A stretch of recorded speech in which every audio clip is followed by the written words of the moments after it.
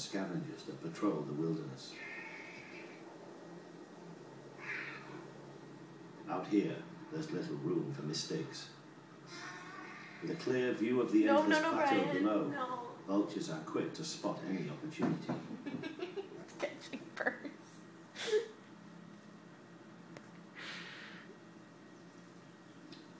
A dead yak has drawn a crowd. Wait.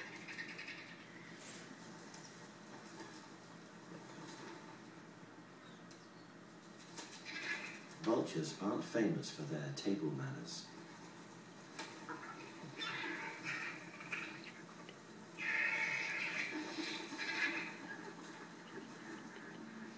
The vultures do well here, as the vast Tibetan wilderness is home to many large creatures.